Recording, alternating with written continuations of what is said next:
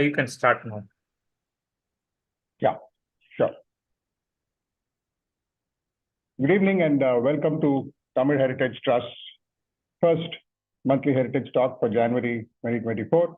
And all of us at Tamil Heritage Trust wish you a wonderful year in 2024. To very quickly introduce those of you who are new to THT, we've been established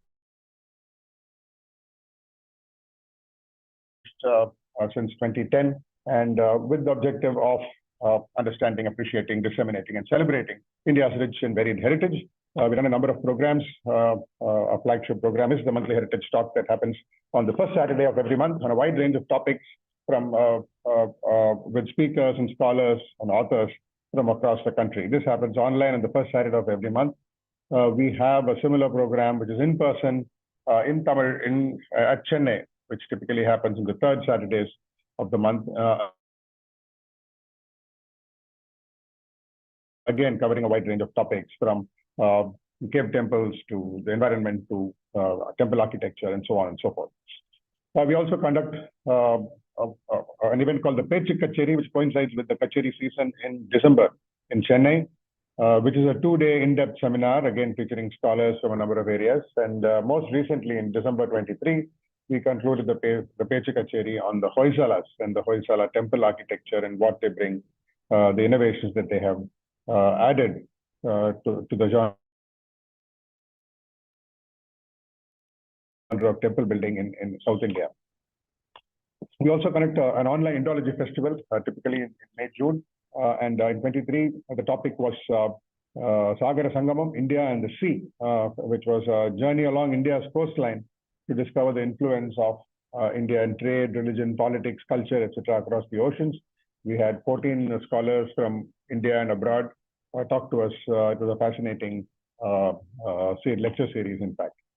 All our talks are available on YouTube for free viewing and at leisure. We request you to subscribe to the channel and click on the bell icon so that you'll receive notifications every time a new video goes up. You can just search for Tamil Heritage Trust in your YouTube search box. We also conduct workshops in Chennai mostly, and these include how to see a temple, how to see a museum, Pallava Grantham, and so on, as well as site seminars where we prepare to visit a certain set of historical and archaeologically important monuments and sites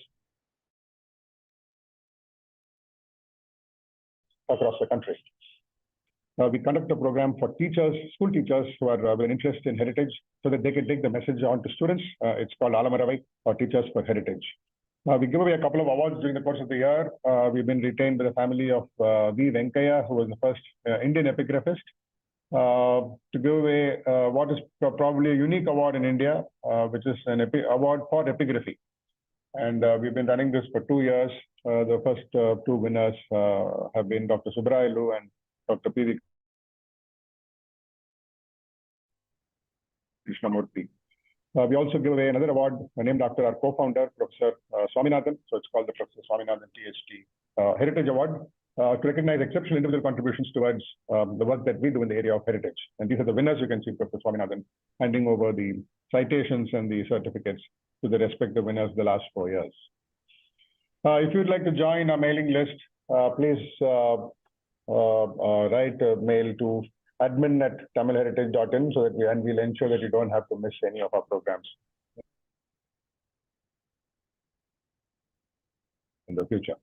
Coming to today's program, we are delighted to have with us Dr. M B Rajani to start off the Heritage Talk series for this year. And she'll be talking on patterns from the past, how science and technology aid archaeology in unraveling the mysteries of history. Dr. Rajani is a professor at the National Institute of Advanced Studies, NIAS at Bangalore. She took her MA from the University College at Farnham in UK, and then a PhD from the University of Mysore. Her research interests have 2 interrelated facets. One is to use geospatial data from satellite imagery and so on to identify new features of archaeological interest, and then use that data and that analysis towards preservation of heritage in the face of rapid urbanization across the country. Her primary scientific contribution really has been to develop a methodology for detecting the signs of past human activities on entire landscapes from satellite imagery. And in that way, she's expanded the field of archaeology to include the study of human impact on landscapes. She has conducted geospatial studies at Halabedu, Nalanda, Mahabalipuram, Agra, Chitradurga, and many other places, some of which she will be sharing with us today as examples of how the technology is being put to use in archaeology. Her publication using her rich insights in this area is Patterns in Past Settlements, Geospatial Analysis of Imprints and Cultural Heritage on Landscapes, which is available. She's also written a number of articles and research papers which have been published in several journals. She's a visiting and guest faculty at IIT Gandhinagar and at NIAT Nimrana. She's been awarded and recognized a number of times by the Academy of Sciences, Rachapudi Kamakshi Memorial Young Geospatial Scientist Award, and as well as the P.R. Peshareddy Memorial Award with the Indian Society of Remote Sensing. We are really delighted to have Dr. Rajani with us today. Thank you very much, ma'am, for joining us and for so promptly accepting our invitation. Over to you now.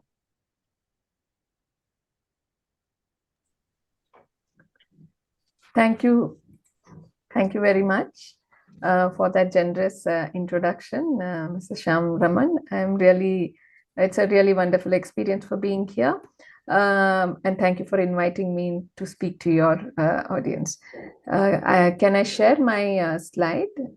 Yes, please. Please do. Please go ahead. Please let me know if it's visible. Full screen mode. Yes. Yeah. Okay. So my work involves studying past of landscapes. The idea is we learn about the past initially through written records. We continue to do so even now, and then through material records, but through archaeology and through art history, through architectural history, because we understand that all these are made by humans. So we try to understand humans' past by understanding these materials. But what I hope by the end of my talk will convince you that landscapes are also objects of the past and the present. So we have to try to peel off the present to understand the past. Landscapes were also modified by human beings and therefore also are objects of heritage. So with that a brief prelude, I start. With or without our consent, lot of our daily lives are recorded in digital databases. A few centuries from now, if human history of this period had to be understood and studied, we have a lot of data. That is, if data last. But we, as in 21st century, looking at our past and trying to study our history, we don't have that kind of database. We have very scarce evidences in the form of written records or material records like these: coins, metal artifacts, pottery, architecture, sculpture, and so on. But there are features that are larger than those also that human made or modified. Here is a case of a large landscape being studied by archaeologists, where they choose some sample sites to excavate and try to understand the larger landscape. However, in the landscape, we have other features. Here is an example of Nalanda, an aerial image of Nalanda.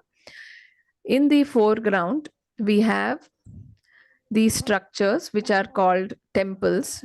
They are numbered Temple 3, Temple 12, 13, 14. The numbering is because of the structure that was taken up, the order in which the structures were excavated. So this is the excavated area of Nalanda. But in further away, you see some large water bodies.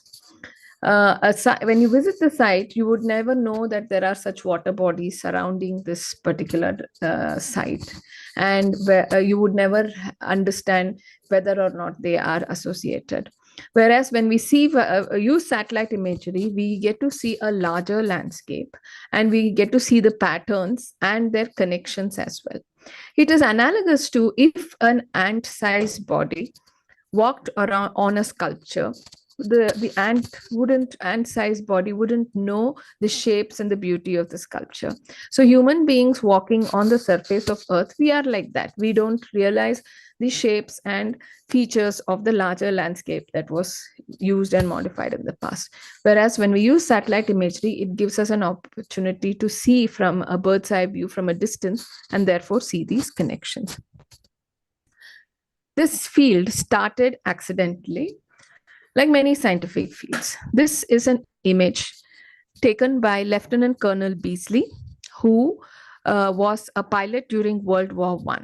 And when he was flying for reconnaissance on the then enemy land, taking pictures of military stations, he saw some alignments that were very different from the modern alignments. So he saw these patterns, so rectangular patterns that were very different from what was the then existing settlement. He took a picture, and after the war, he tried to explore, and then he realized that he had identified the larger extent of the old Samara.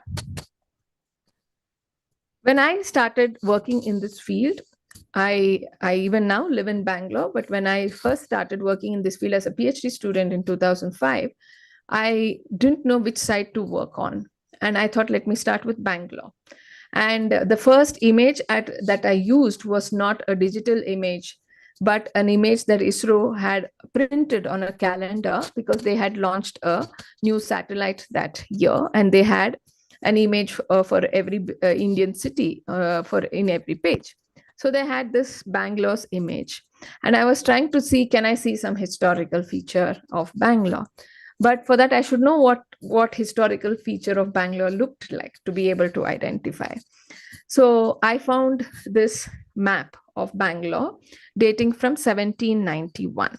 And Bangalore was this much in 1791.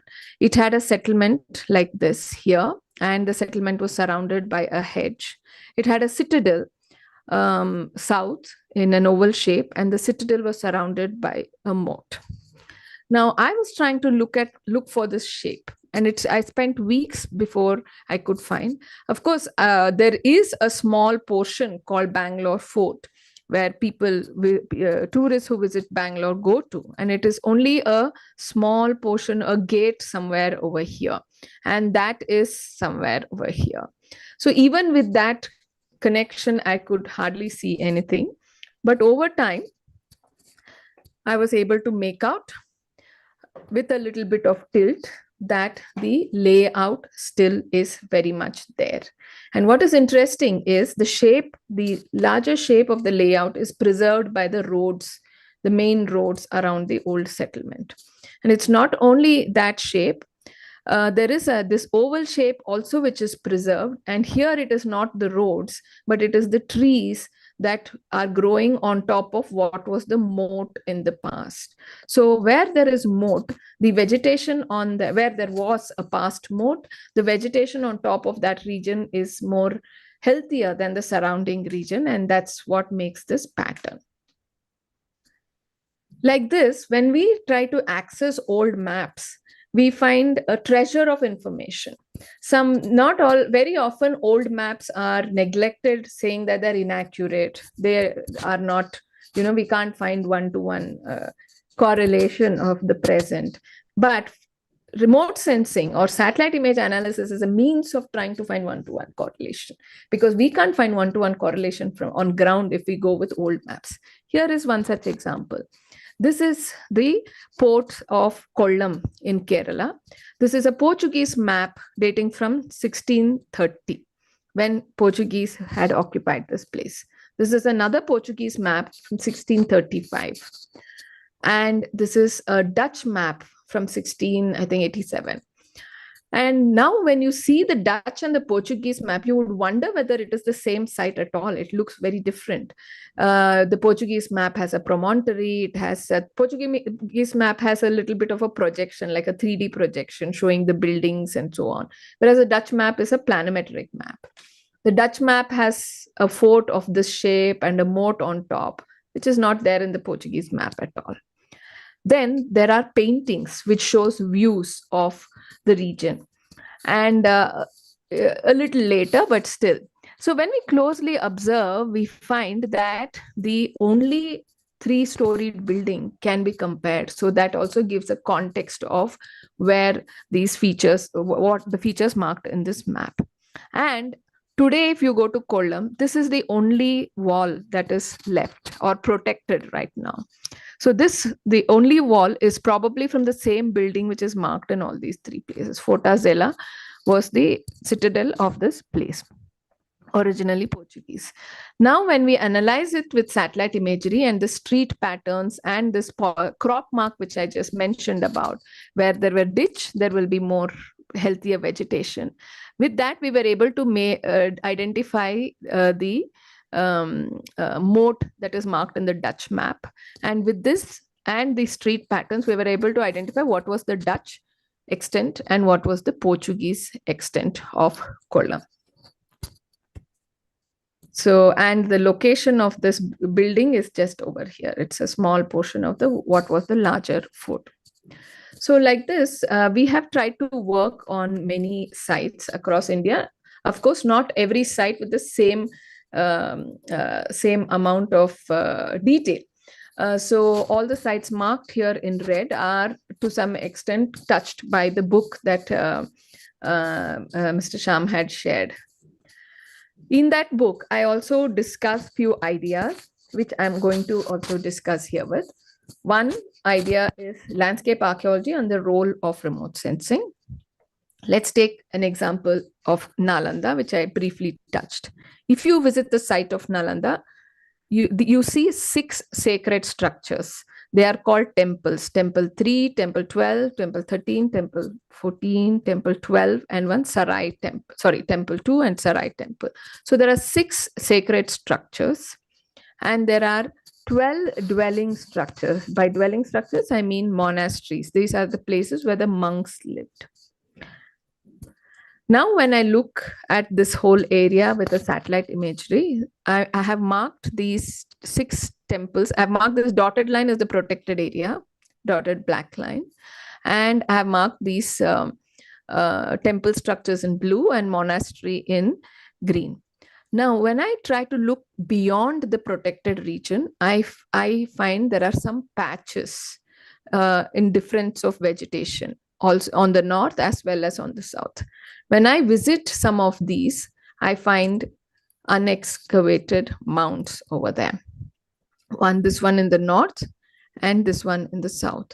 What is also interesting in this line of, I have drawn also a dotted line joining the middles of these 4 protected monuments. But when I extend the line, I find these patches are along the line and sort of equidistant intervals, which also suggests that these probably were locations of past temples and which have been over time mined. In fact, this was one of the sites which British explorers in the 19th century, Buchanan and Cunningham, remarked that the site was used as a free source of brick for buildings in this settlement and other settlements and so on. So 2 of the structures which would have been here have been mined for bricks for reuse, and we have lost them in that process. The next idea I want to discuss here is landscape morphology and spatial patterning of archaeological signatures when viewed from above. So this is regarding how do we see, I mean, satellite imagery, of course, shows the view of what the surface looks today, or the day when the image was taken. And maybe we can get archived satellite imagery for last 20 years, high resolution ones, and maybe a coarser resolution ones a little longer. The earliest satellite imagery we have access to is 1960s. 1965 to 72, there was a satellite series called Corona satellite series that NASA had launched in order to spy on Russia. But these images have been declassified and available. They were spying on Russia, but they have lots of high resolution images of all over India as well. And 60s and 70s in India, being rather, we didn't do industrial land use changes at that time. We didn't use JCBs, and we didn't flatten things in the speed we can do today. So when we see archaeological sites, with those images, we get to see them in a more natural setting. Only most of the sites have had only natural weathering rather than any human changes. So these images are very useful. So using these kind of multiple data points, like old maps, old imagery, one can train ourselves. We can train ourselves about how a landscape changes over time. And therefore, using that understanding, we try to look at today's image and try to understand how it has changed, and therefore, how was it in the past. Going back to a World War II time, or close to image, here is an aerial photograph where they in one field, a circular feature is seen, and the circular feature is visible because of difference in the shade of the crop. And this happens because when a site was active, let's say a typical site of a fort wall, a linear feature such as a fort wall and an adjacent moat, it would have looked like this. Over time, if it would have deteriorated, and if that land is used for agriculture and a large area of crop is growing, you will find where there was a wall, or where there is tightly compact foundation, the crops over it is stunted because it can't penetrate further in. Where there was a past moat, the soil is more loose, and there is more moisture and nutrients, and therefore the roots can penetrate further down, and the vegetation on top of that grows healthier. And this causes positive crop mark and negative crop mark. And these variation, and especially if these fort or moat are in some specific shape, can be identified as patterns on aerial or satellite imagery. Here is another example where this is not just a linear one step. Okay, so when a structure deteriorates, usually material is taken away by human beings for fresh construction. And if that area had agriculture, you see such pattern. But this is one of many different kinds of morphology that can happen on the surface. Let us see a few of them. Here is a case where if there was a linear feature such as a fort and a moat, and the fort deteriorates, the goods and people move along it rather than cutting through it, and therefore paths get created, and paths over time change into roads.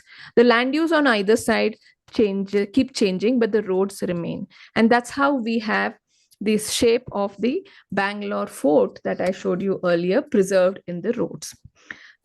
Bangalore is not unique in this phenomena. Lal Killa in Delhi and Jama Masjid are very clearly visible on satellite imagery, because Lal Killa is a tourist area which is well maintained, and Jama Masjid is also very much used at present. These two features are very easily visible. But Lal Killa was a citadel of a much larger fort. Now, can we see features of that fort? Let me cheat by overlaying an old map which shows the larger fort of Shahjahanabad. So as you can see, here is Lal Killa, the Red Fort. Here is Jama Masjid. And here is the extent of the old fort that surrounded this Shahjahana path. You will also see there are several roads that even now exist as streets in the old Delhi area. Now, I just remove this map and overlay the road map of old Delhi. You will see quite a lot of the old extent of the old fort is surrounded by modern main roads. So this way, roads, streets somehow preserve shapes of old forts, because when old forts go out of use, they still remain there unless it has been cleared. They still remain there and become hindrance in mobility, and so paths and streets get created along this structures. So my book, which you have been introduced to already, touches on several of these ideas and gives examples of several of these phenomena with case studies. Here is another example also from Delhi. Delhi had 7 forts, and here are 2 of them actually. Lal Kot was this portion, and Killa Rai Pitora was an extension. And the Qutub complex is within this Lal Kot area. So this is a map made of what Alexander Cunningham, the first the archaeological director general of ASI, who set up ASI also, had made in 1861. And he was able to see all these extents of these walls. Here is an image from Corona satellite series dating from 1965. And in this image, most of what Cunningham saw about a century before this Corona image was taken was still there. And remember, we are talking of a structure that was built in 12th century or so, and we are talking of how it was seen in 19th century and in 1960, in mid of 20th century. But what is happening now? So this is also not the most recent one. This is at least 3 years old image. So there is a lot of development in most of our cities, and we don't see quite a lot of what we were able to see in the 50 years ago. So therefore, Corona satellite images become very important for studying old landscapes.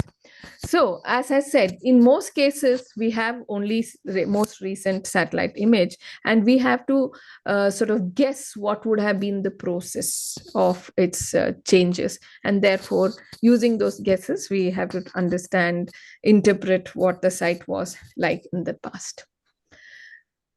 So there is another issue here. So we need to know the science and technology of remote sensing in the context of archaeology, by which I mean satellite imageries are not like photos taken by our cameras. They are not necessarily of visible wavelength, and they come of different kinds of technologies, and we need to understand them. Without understanding that, we can't interpret. So my book also has a chapter on different kinds of science and technology for remote sensing. Here is just one example. This is Belur in Karnataka. Here is the temple of Belur. The temple is over here, and the temple complex is here. This is an image of natural, which is called natural color composite. That means it is an image of colors that humans can naturally see. Whereas this on the left side is an image which is called false color composite, because it has a band, infrared band, which is not visible for human eye. So infrared band is projected in red color here. So that's why it looks red.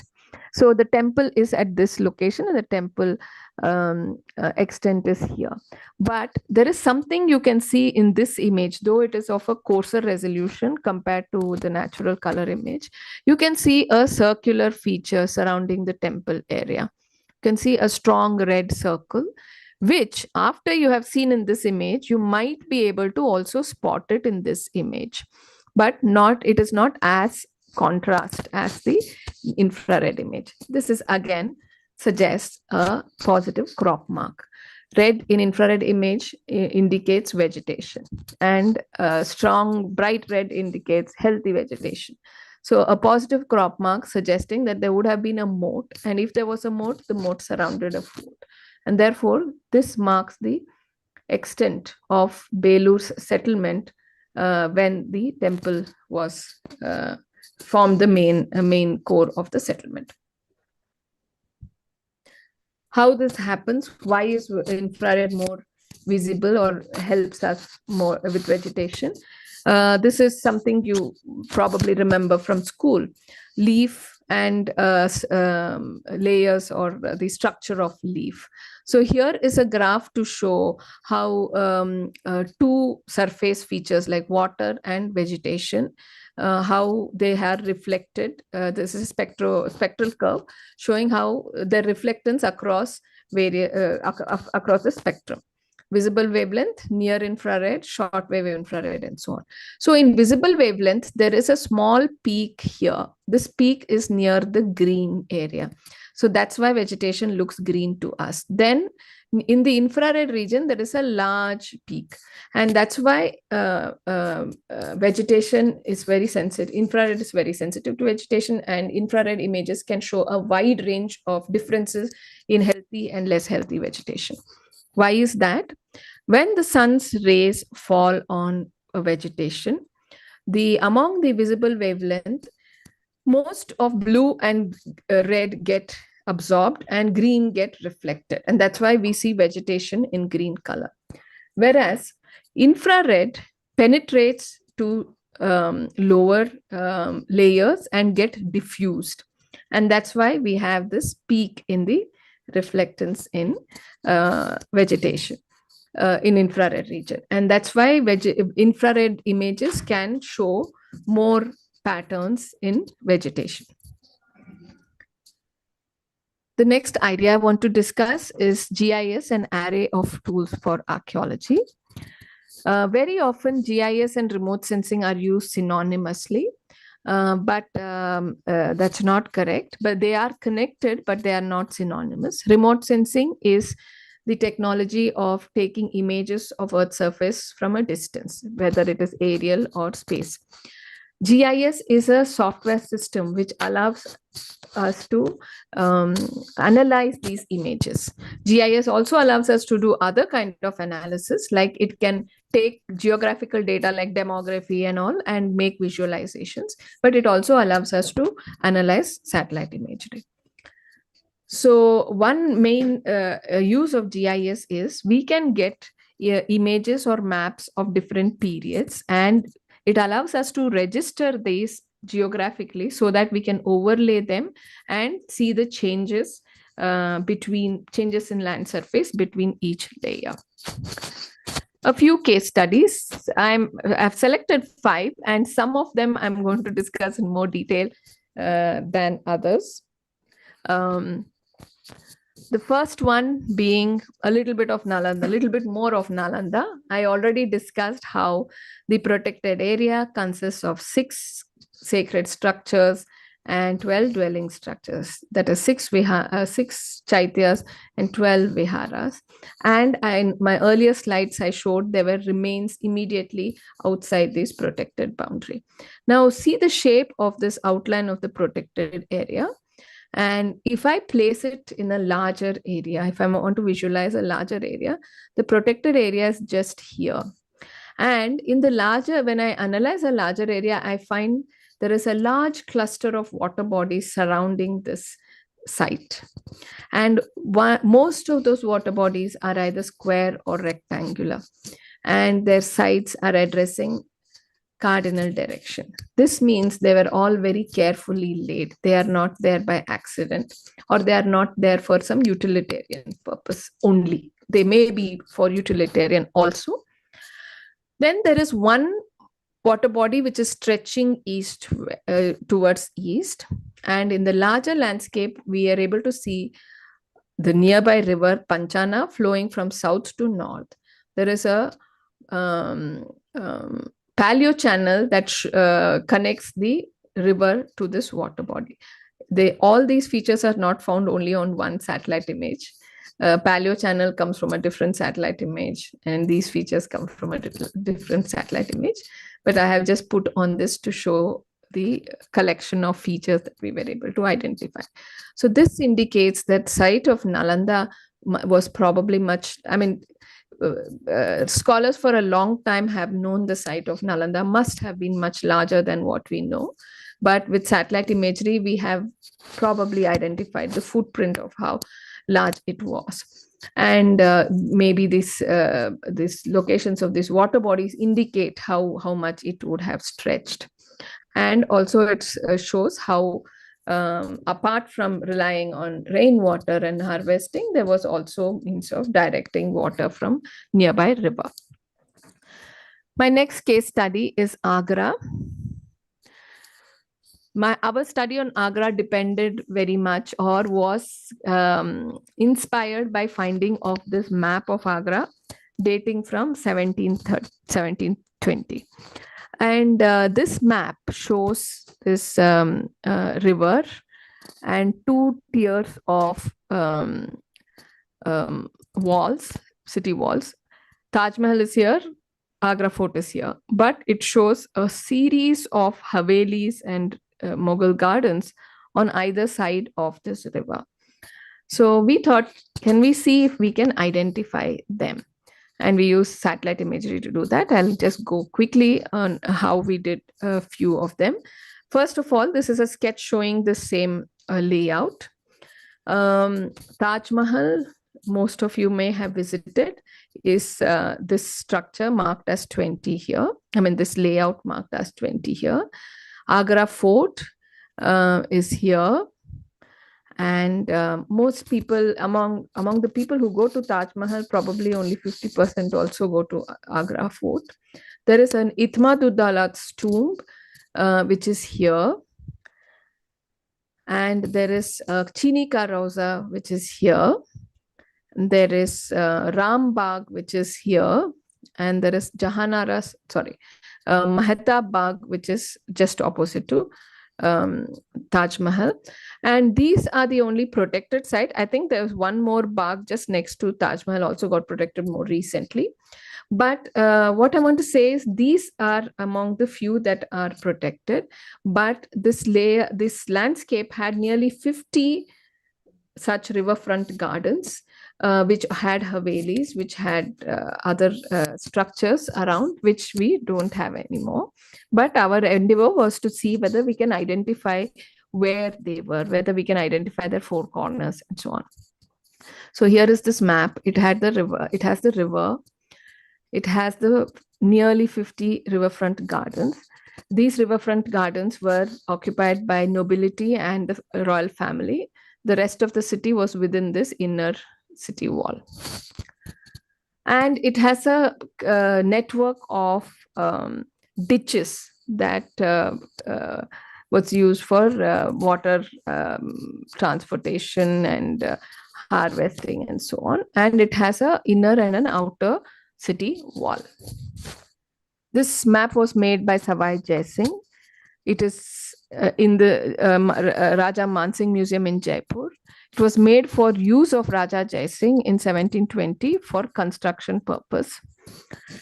It was first reported in 1986. It is color-coded. Here you can see there are parts of wall which is in yellow, parts of wall which is in faded maroon and a more bright maroon and so on. They are color-coded. And it has been very much cited by Ebba Koch, who has worked extensively on Taj Mahal. Here is a close-up of one portion of it. Each of the baghs also have names. Buland Bagh, Jahanara Bagh, and so on. Ebba Koch's work has a sketch showing this layout. She has also tried to survey the whole area and identify each feature that is still visible on ground and connect it with what part of this map they belong. for this work, what we did is to try and add a satellite image analysis. There is another source. There is a scroll painting showing how the facades looked if somebody went along the river. And there are a whole lot of paintings made by travelers at different times, which also can be correlated, and later photographs. Our work was a geospatial identification of 45 plus 3 bags, including all 4 corners and their current condition. Whether it was built over, is it plantation, and also identification of city wall. First of all, considering whether it existed at all or not, and identification of inner wall, identification of outer wall. So we start one by one, right, starting from one corner.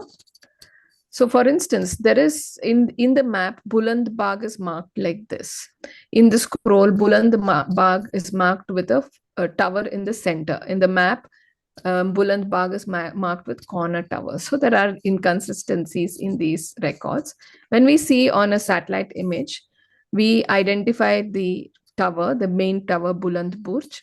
And with satellite imagery, we were able to make out that there were not one, but 2 layouts of bags. So this was a separate bag and this was a separate bag, which we were able to identify with satellite imagery. Another stretch just south of Buland Bagh, we could go 1 to 1 and identify them because they have names, and some are still, though they are not maintained, but we can see their charbagh style divisions. Also, we were able to identify some existing structures. Now, with this kind of identification, we are able to say that this small bag that is marked between these two is a mistake by a cartographer, because we don't have enough space between these 2 bags in this area. So like this, we were able to trace a whole lot. Here is one in the stretch between Taj Mahal and Agra fort. This particular stretch, it's very hard to find anything on ground, because in the 1890s, when there was a drought, they built a road connecting these two. And for that road, they actually demolished quite a lot of these havelis. So it's very difficult to find that. So here is satellite imagery showing Taj Mahal and Agra Fort, and you hardly see anything in this region. Here is an old British map showing the same region. It doesn't show the bags, but what it does show, okay, this is the scroll showing the same region. What it does show is that in this scroll, it shows there is 2 ditch exits into the river. And those ditch exits were also identifiable on satellite imagery and this map. And with their help, we were able to identify which bag was where, and then search for 4 corners in higher resolution satellite imagery. Very often, when we see in satellite imagery, we are also able to find bases of corner towers. The towers themselves have been removed, but the bases are still there and reused, renovated and reused. There is another stretch.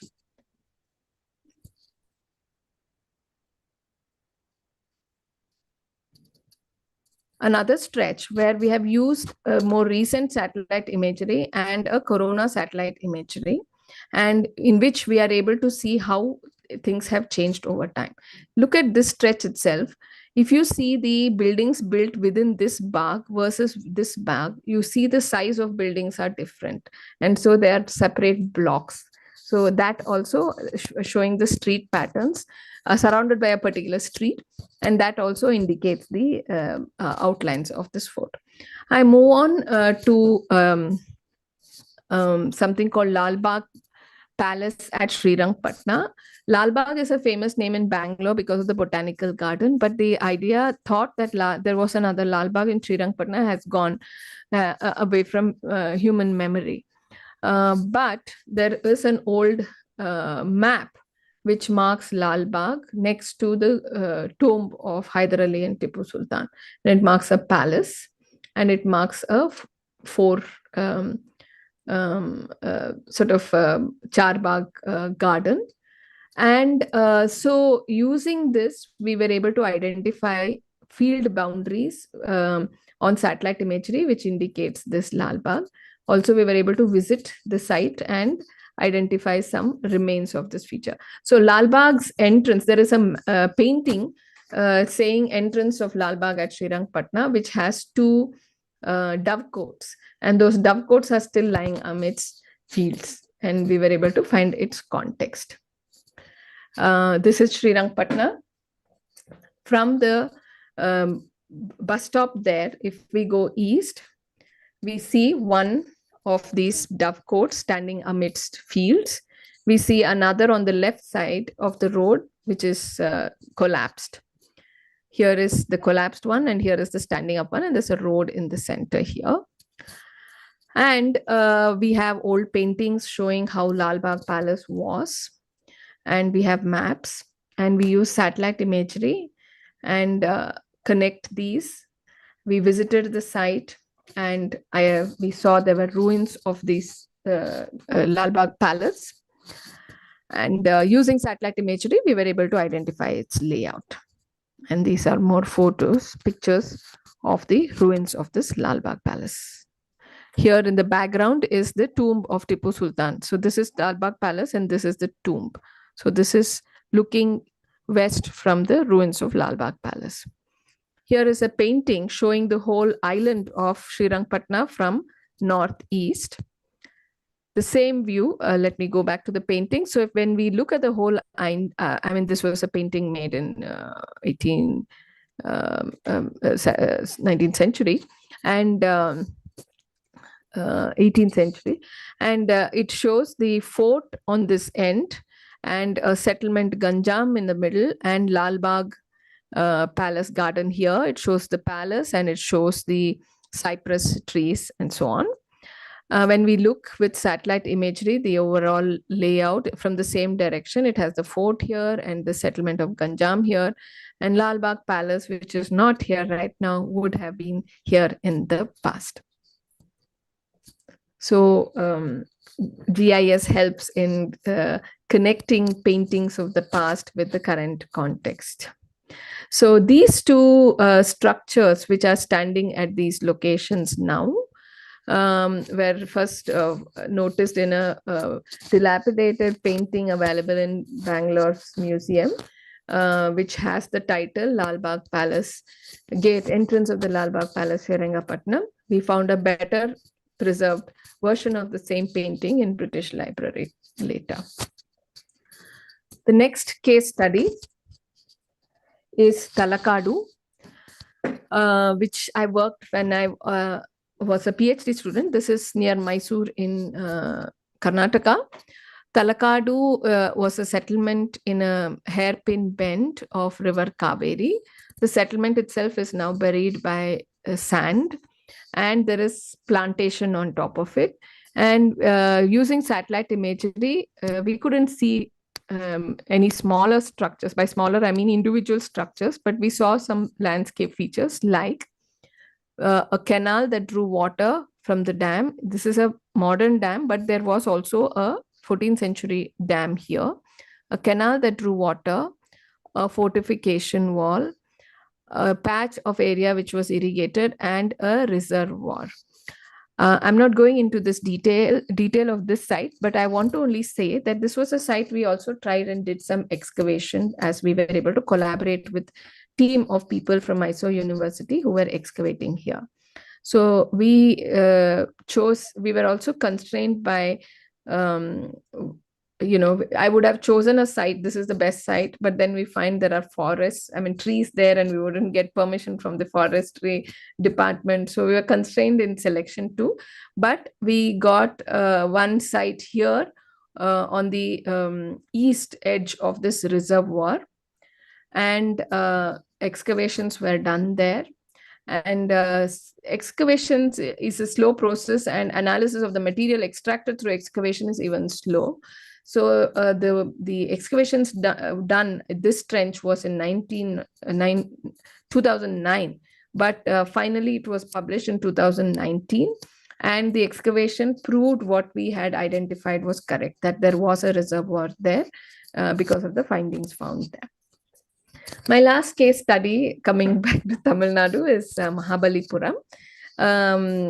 Is about why Mahabalipuram had the name Seven Pagodas. So let me, oh, 1 second, there's something missing here. Sorry, 1 second. Yeah, why Mahabalipuram had the name Seven Pagodas. This is a map of Mahabalipuram dating from 1670, which marks 7 monuments and a coastline. Today, the coastline looks different from what the shape of this coastline. But the map marks specific shapes for this monument, for which we can find some one-to-one correlation. So this monument, which is marked in the water, has a tall and a short tower. So it probably definitely was the shore temple, which is standing on the shore today. And these 3 monuments, which are on the peninsula, and 3 more monuments behind, correlate to this one, which is marked as 2, has a flat roof, which would have been the Volakanatha temple. The Ganesha Ratha would have been 3, and the Mukunda Nayana temple would have been 4. And the 2 Pidari Ratha and Valyankute in the back would have been these 3. So there would have been a sort of a cleft here, which divided this place. And these 7 monuments distribute as 1, 3, and 3. So using this, I was able to say that these are the monuments that constituted the name Seven Pagodas for the site. The next idea I want to discuss here is the site protection boundaries double-edged sword. We always have problems about protecting site because of the demand on land. So if we don't have boundaries, we need to have boundaries to protect site. So if we don't have boundaries, things like this happen. This is a site on the airport road in Bangalore. So we have image from 2004 where the site was complete, and image from more recently because of widening of airport road and then building of flyover and side roads, the site got damaged. Here is another example where Tipu Sultan's armory was shifted to make way for doubling of railway line at Srirangapatna. So if you don't have boundary, if you don't enforce protection, or at least identification that these are sites that are needed to be protected, they go become victims of development. So this is not looting, but this is something that one wing of government is doing to another wing. Having said that, here is an example of what having boundaries do. This is Bodh Gaya. This is a map of Bodh Gaya, image of Bodh Gaya in 2003 and 2018. The boundary for protection was this small one here. Here on that, I have overlaid a landscape of mounds that Cunningham saw in the 19th century. And Bodh Gaya became World Heritage in 2002. Now, if I showed you examples of not having boundaries or not having accorded protection for sites, what it can be what can happen to a site. Here is an example, having inadequate boundary, what it can do to the site. So if a site has inadequate boundaries, then the boundaries themselves become the reason for the damage of this landscape of the site. Going back to Nalanda, here is the Nalanda had become World Heritage site in 2016 with core zone here, with protected zone here, whereas our work has shown the actual remains are this large. So if the changes in this landscape are not regulated, then Nalanda also will face the same situation such as Bodh Gaya faced in the next 2-3 decades. So when you think a site is protected in the natural course for hundreds of years, but then attention in the name of protection, like UNESCO World Heritage recognition is supposed to be protecting the site, but it also draws a lot of people, lot of footfall, and footfall also draws a lot of need for development in the region. And therefore, the if boundaries are not drawn adequately, then the boundaries, then the popularity of the site becomes reason for their damage as well. Opportunities beyond landscape. What I mean here is studying archaeology using remote sensing. What else does it help us do? It helps us understand astronomy practiced in that time. We found that the orientation of temples at Nalanda had astronomical explanations. It helps us to study military history. War maps of Tipu Sultan, when studied and identified on satellite imagery, the various features, structures, and so on, we were able to measure what was the range of Tipu Sultan's rocket. And it also helps us contribute to coastal geomorphology. So historical sites become reference points to see how the coast has been changing. So that adds to understanding of coastal geomorphology. I come here back to Mahabalipuram, specifically as this was the only site from Tamil Nadu that I had been discussing in a little bit more detail, because I had only mentioned it in one slide. So 7 pagodas of Mahabalipuram. Scholars starting from William Chambers in 1788 have speculated as to which 7 monuments this reference was made. This means that the knowledge of specific reference to 7 had been lost by them. So the shore temple stands on the shore, and it has been speculated whether this constitutes 1 or 2, and in case so, then where are the remaining 6 or 5? One speculation is that this is 2 and the Pancharathas are the remaining 5, and those constituted 7. The other speculation is there are lots of remains in the water, which there are, and probably this either constitute 1 or 2 and the remaining are submerged. This is a Portolan chart that I found as part of my research in Royal Geographic Society archives. Portolan charts are charts that mariners used in the medieval times for sailing across the sea. They don't have latitude, longitude like our modern maps have. They have rhumb lines that indicate directions for sailing and so on. And these maps mark mainly coast. They don't mark anything inland. So these are for reference for people who are sailing across. So a small portion of area around Mahabalipuram here I have highlighted calls it 7 pagodas and marks 7 monuments along a coastline.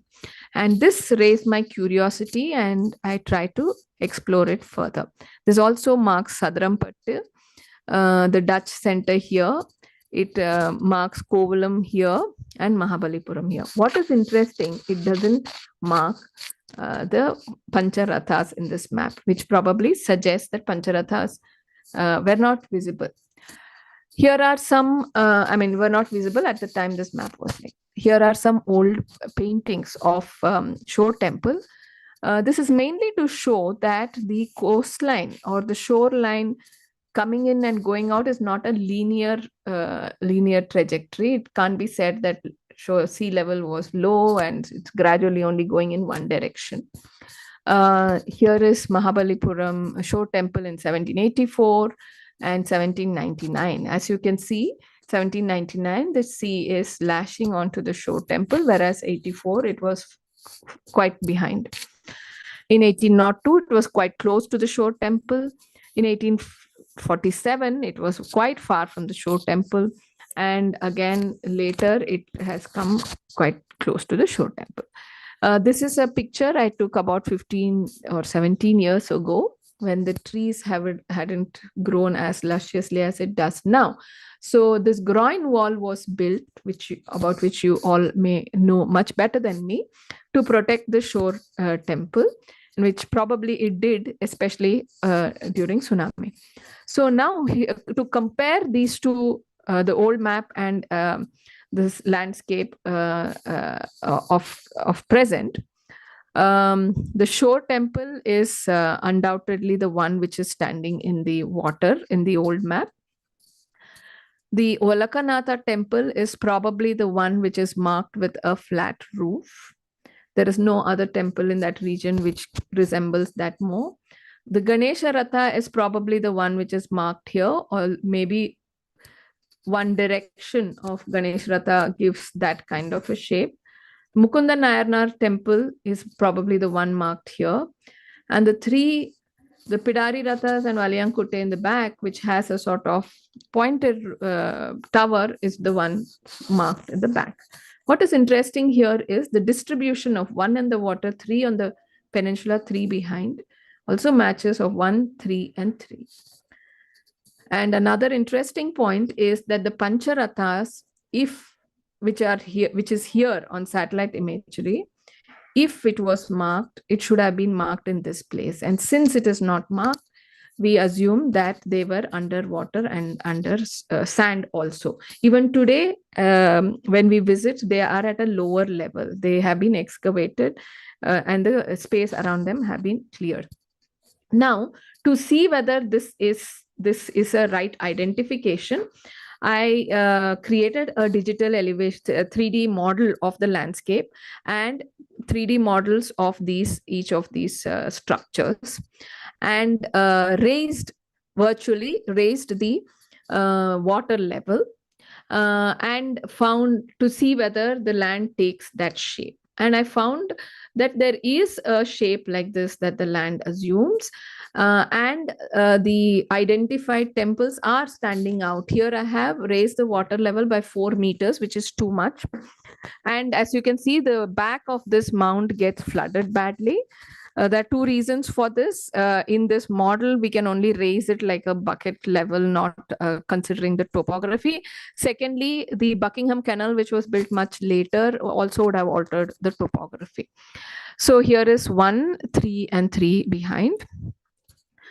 We can also simulate how in the raised sea level, a sailor passing by, what is the visual that a sailor could have seen. So coming from south in this raised sea level, and therefore the boat is raised that much too, tops of these temples are visible.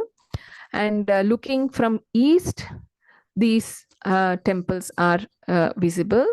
And looking from north, these temples are visible. So the advantage of being able to, sorry, I thought there is a video here. Maybe, I don't know if it will play. Maybe not. Okay, so doing this 3D analysis, we are able to see this view as marine sailors at that time would have been able to see.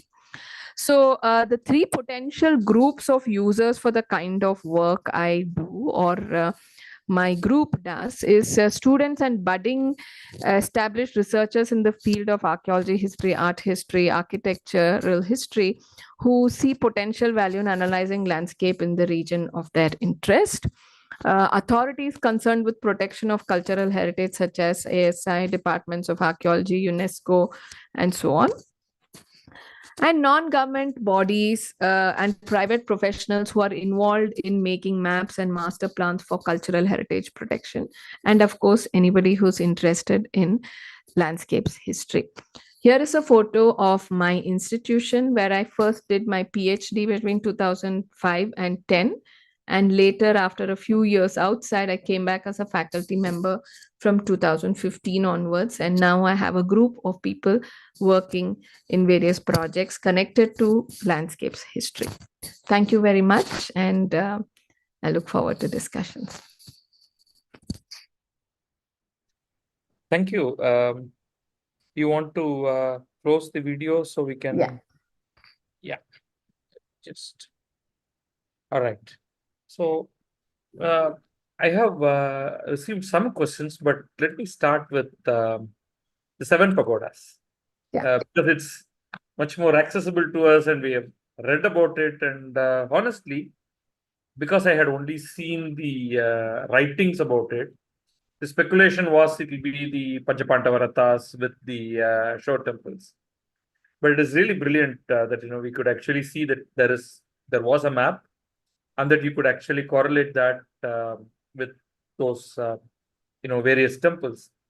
But addition of Ulakaneswara, and that I can understand because it is at a considerable elevation. But Mukunda Nayanar is a surprise to me, how that even figured in the whole thing, because it's at a considerable distance.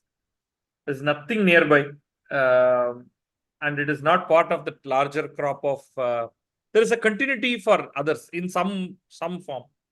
So that's a surprise, but how you showed it, there's really nice, and that it goes all the way up to the Valayankuttai and Padari Rathas, which most people who go to Mahabalipuram today don't even see that, because they don't know they exist, actually.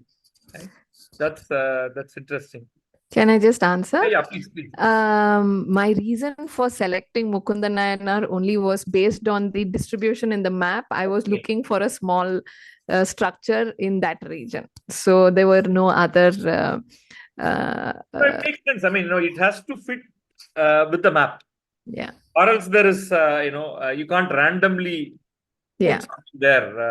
I understand that, especially the moment you placed it, obviously that particular 17th century map makes a big difference. Yes. That is really fascinating, actually. Right. So I would like to ask a question related to this book by Roy Maxam. He has written a book called The Great Hedge of India. Yeah. Right? So he claims that there was this huge hedge that the British built to, particularly to manage the flow of salt. Have we gotten any kind of a large-scale map, a satellite map, which really proves that indeed is the case, his claim and what he has written in that book? Actually, he himself tried accessing satellite imagery. Of course, this was when he was doing his research. We didn't have high resolution satellite imagery. He himself, even in his book, he writes that he tried to access, but it was not possible. And he uses lots of old maps, and he tries to track down at least a small stretch of it. And I think finally he succeeds.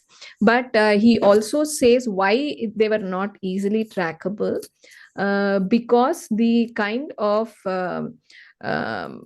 trees that were used are not something, trees or plants or shrubs that were used are not something that would last very long. But I think he finally did find a stretch, because there was like an embankment, and what he found was more an embankment rather than the plants themselves. And this question has been, I have met Roy Moxham also. Okay. And he also asked me the same thing, that can you track that with satellite imagery? I'm sure we may not be able to track the hedge, but what we may be able to track, if there was a linear obstruction, because people wouldn't have been able to cross. I mean, it is similar to having a fort wall or something like that. Right. There may have been paths, roads, and so on that went along it before it got completely erased.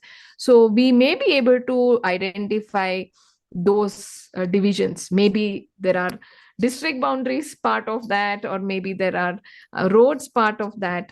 But for that, we will have to do a very careful collection of maps that mark these, and then collection of later Survey of India maps and satellite imagery to identify these. I don't say it is impossible. It is probably impossible to find remains of the hedge, but we may be able to identify the boundaries, because the boundaries would have changed into some other boundaries later. Yeah. In fact, just an extension of that, that Madurai apparently had large boundary walls. Yeah. And the story is that when the British came in and they wanted to sort of expand the whole place, they basically told people around that, you can pick up any stone you want and take it with you, and it is yours. And the people basically took care of clearing it. So we have no remnant whatsoever of it. So is the case with the whole bunch of palaces of Tamil Nadu. Except for a Tirumalai, Nayakar Mahal, or one odd thing, we have no evidence whatsoever of any of these great palaces. We have only one excavation that has happened is in Gangaikonda Cholapuram, right? Where we have some basement that we can find, right? So what is, have you been involved in any of the non-temple, which is an extant temple, something that is gone, but still, can you find some kind of remnant from the top? Is it even possible? Yeah, I have been. I mean, Nalanda is one such. I'm currently working on both Nalanda, Gaya. you still have, I understand, but it still have some over the ground structure still visible, right? Yeah. Yeah, anyway, go ahead, please. Sorry. Yeah, no. Yeah, there are examples. Both Gaya is one such where I'm currently working on. But Gangaikonda Cholapuram itself, one of my colleague has worked on that and is in the process of preparing a paper on it.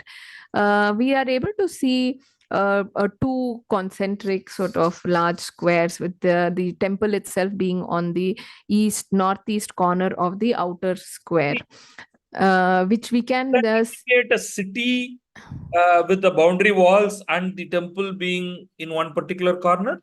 Yeah.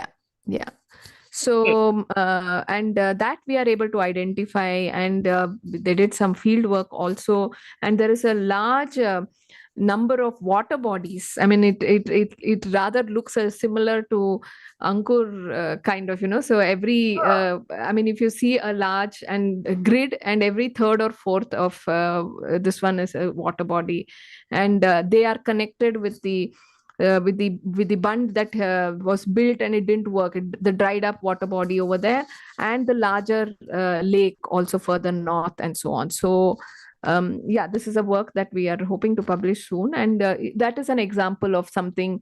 A temple is there, but the remaining rest of the settlement is not there.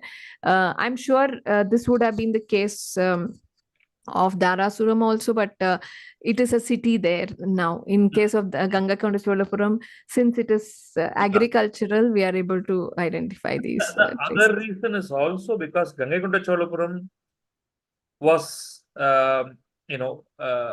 sort of, it continued for a much longer period. If you just take, say, Tanjavur and Gangaikonda Cholapuram, Tanjavur was a capital for a very short period, relatively, compared to Gangaikonda Cholapuram, which means there was probably no fort-like structure at all in Tanjavur, whereas because it was for at least 2 centuries and more, Gangaikonda Cholapuram would have developed a very detailed, a city with boundary walls and various other structures, because they do take time to develop, right? So that could possibly be the reason. But the question that I wanted to ask, which someone called Guru Raj is asking, how effective is ground penetrating radar in identifying subterranean chambers? So my question was slightly something similar to that. Basically, you have a satellite map, which gives you in the visual frequency whatever you can capture at a very, very large height. But end of the day, it's a visible spectrum, effectively.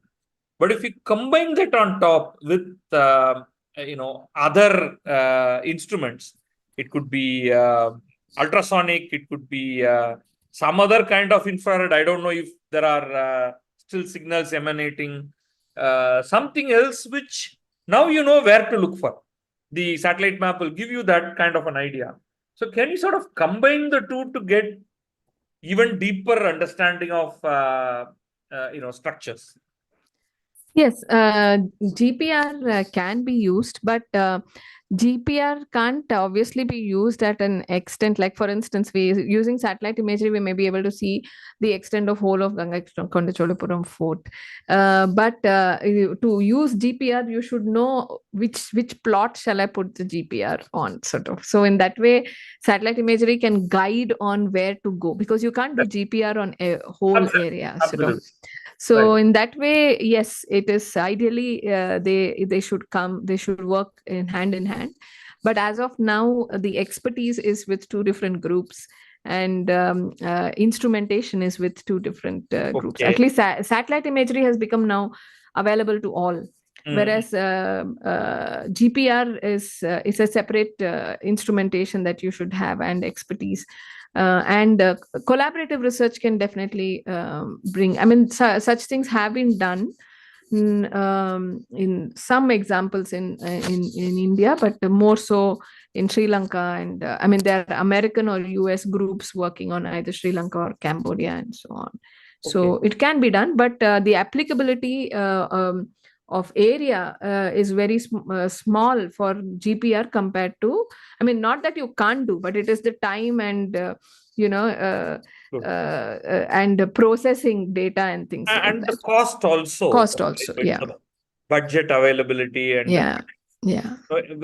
It's basically government funding in large scale is required. These are not research that and permissions and which leads me to the question that V.K. Srinivasan has asked.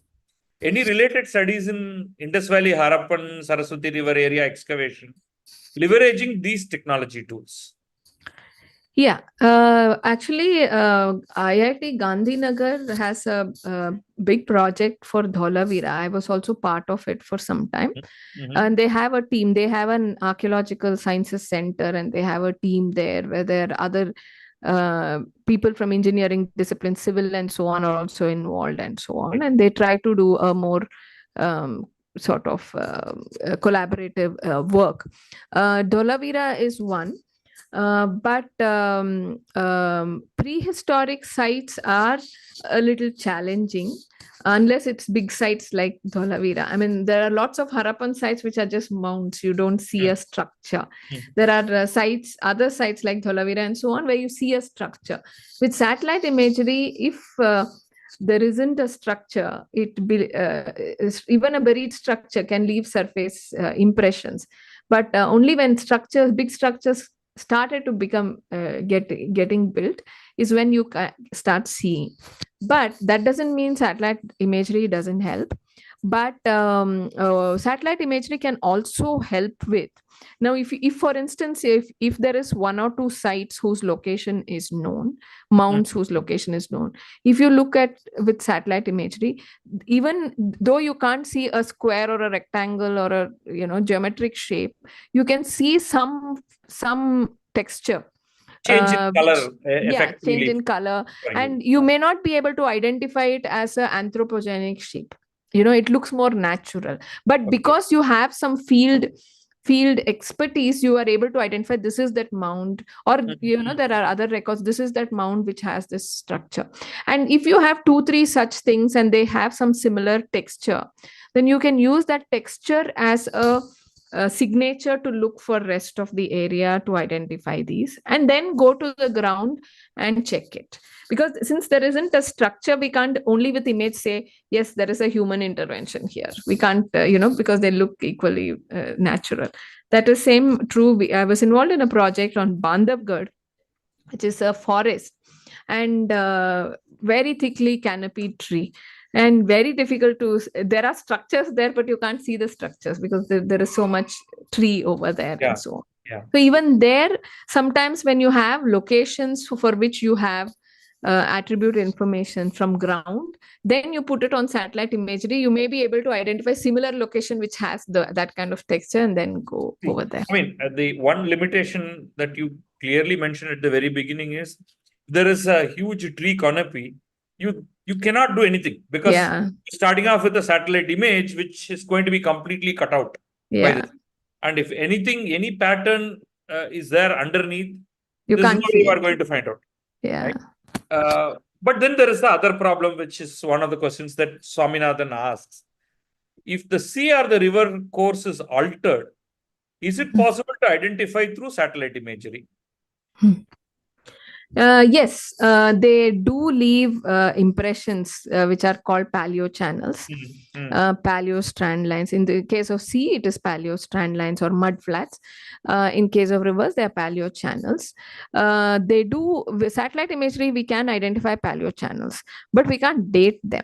I mean, in the sense, we can say that the channel, for instance, I showed in the case of Nalanda, that there was a paleo channel that connected the nearby river to the water body. But we are not able to say what was the date of that paleo channel. But in case of Nalanda, I was able to hypothesize because it was connected to a rectangular water body, and next to that water body there was a mound of a Pala period. So I could say that this water body would have been laid out like this to connect it with the channel, and that's why it is there.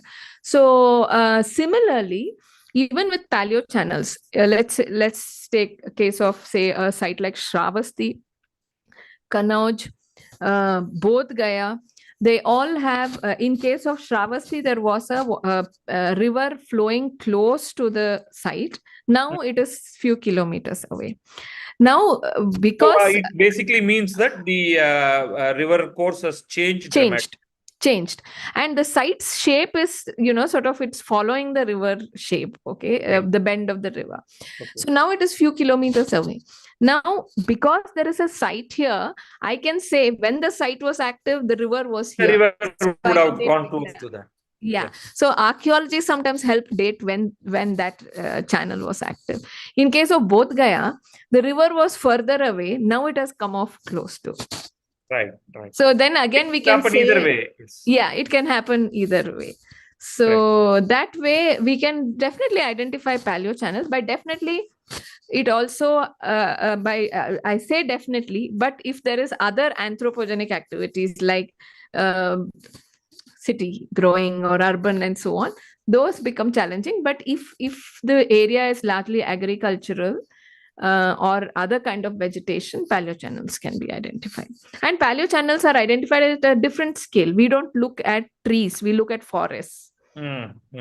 So a forest canopy won't matter for identifying true. paleo channels. The other thing is, from a satellite imagery, can you see if there are, particularly in both river and ocean, particularly the coastline, availability of structures underneath, because the image will have some kind of coloration change possibly? Under the water, you mean? Yes. Satellite imagery. Consider the same story where the river course changes, but actually engulfs and envelops the site, let's say. Possibility, let's say. Right? And slowly the whole thing submerges. Is that something that is even locatable if something like that had happened? Satellite imagery is not good for looking at underwater features, except for really shallow things in the sea, very shallow. Otherwise, they're not good, partly because the water reflects highly in visible wavelength, and it absorbs highly in infrared. So they are not, satellite imagery is not good for underwater exploration. But won't even is a kind of, if something is there and it gives you a slightly disturbed picture rather than, well, perhaps not at the scale that we are talking about. It may do, but I haven't come across any example. There are other kinds of remote sensing which is done from the surface level. Is used generally. Otherwise, perhaps today with the help of drones, maybe a lot more of coverage over difficult terrain is possible. True. It is not so. With sea, we still have that problem. Even drones can carry visible wavelength or infrared or radar, which can't penetrate too deep underwater. You have to use other kind of things from sonar and that kind of things, which drone won't help underwater. Sure. So there are a few other quick questions. One from somebody called Fifth Wall. how can we get the corona satellite image? Yeah. So there is a portal called USGS, US Geographical Survey. It is. If you search for USGS Earth Explorer, there is a portal where you have to make a profile of your own with email login profile, and you can identify area that you're interested. And in the data, corona images are listed under D class 1, 2, or 3. D class 1, D class 2, D class 3. They were declassified in 3 phases. So D class 1 was in the 90s, and I think D class 2 and 3 were at the 2000 or 2003, and so on. So you have to select the D class 1, 2, and 3. And then search for these data, and you'll be able to download. If it is a image that has been already ordered by somebody, it will be available for free download.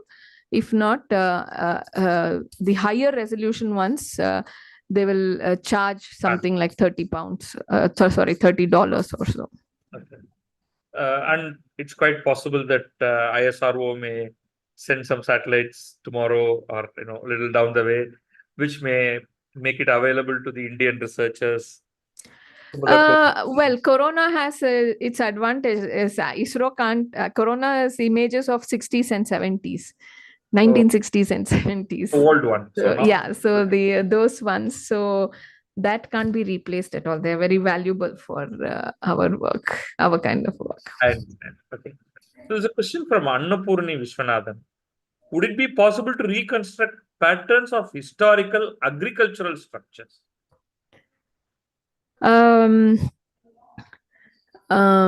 If there were boundaries built, then yes. I mean, in the sense, what I mean to say, sometimes in agricultural boundaries, you can identify historical structures. Sometimes if there is a thick foundation or hard foundation, the mutation of property gets, they won't be able to join two properties because of the hard ground sometimes. So agriculture does get disrupted because of, what I mean agriculture, you can't join two plots on either side of a hard wall, and this wall perpetuates, or this division perpetuates, and we are able to see.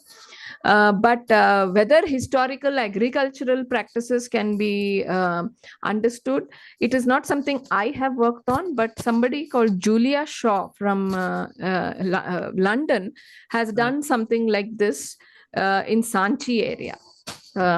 Studying agricultural practices, but it is more to collect field data and plot it on map and see how they fall, rather than identifying features from satellite imagery themselves. Okay. There is a question from Krishnan Venkateshwaran, which could probably be taken as a last question. What are the limitations of such a study? Where does the confidence level fall? And also, what approaches are being added to improve the confidence level? Okay, there are a few limitations I have already mentioned. If you're looking for, depending on the size of features you're looking for, you have thick canopy, you can't see them. If you're underwater, you can't see them. So this technology is not made for such things. Limitations and confidence level. I mean, these things, confidence level, of course, for me personally, also it has improved with experience, because you also are more aware of surface features. I'll just give you one example. Quite early on, when I started this work, one thing that we, all research suggested, look for anthropogenic features. Something that is not looking natural. And even in of course, road is not natural, agriculture is not necessarily natural and all. But, anything that you identify as a pattern on satellite imagery and you can't find an explanation in the modern setting. It's not a road, it's not this, it's not that, and so on. And still, it, by exclusion, you still have a issue, it may be archaeological. If you are not able to exclude for any other reason, it may be archaeological, especially if it is a feature that looks like a man-made feature. So I saw 3 parallel lines running across a few kilometers. 3 or 4 kilometers on the northwest of Bangalore, and I couldn't find any connection. And there are some archaeological sites there. I couldn't find any other explanation, and then I went to the site. And then I found it was actually clearance in the crops for this electric heavy duty wires or something like that. So the wires you couldn't see, but the clearance in the crop was visible. So these things can happen, and some things, I mean, this with experience, I have learned that what else you should consider if you see a feature, what else you should consider. And sometimes with experience, we can say that this definitely is archaeological. So I think that is, yeah. And even now, after spending quite a lot of time, even now we do get false calls, which we need to address.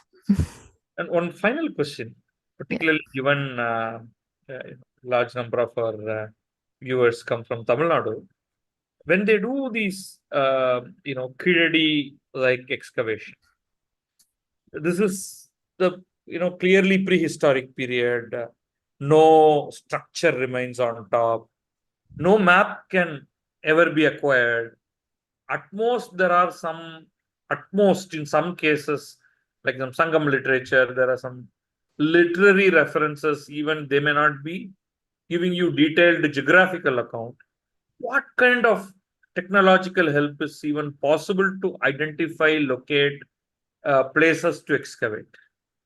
So in a sense, sort of like the your Harappan sites, but they may even be much smaller, let's say. Then how do we even go about locating, identifying, and figuring out? I have myself not looked at Kilari, but even with Harappan sites, again with any site, it's not possible for me to say unless I've looked at that site. It's not possible for me to say whether or not. I mean, definitely I can identify, or definitely I can't identify. I think every site deserves an analysis with satellite imagery, because you may not be. We don't know what. I mean, if we know of some structures, say there was a wall, there was something, we can look for that. If we don't know of structures, we can look for water bodies, we can look for paleo channels. Those can suggest that you may find moats, but those can suggest. But I don't know. I mean, for this site, I feel any site for that matter deserves to be analyzed with satellite imagery. And until one has done that, we can't say whether something will be visible or not. Thank you for a very detailed presentation, introducing this at least to us new way of looking at archaeological sites and large swath of regions, which then in turn gives very interesting insights and answering all the questions patiently. Thank you from Tamil Heritage Trust for your excellent presentation today. Thank you. Thank you.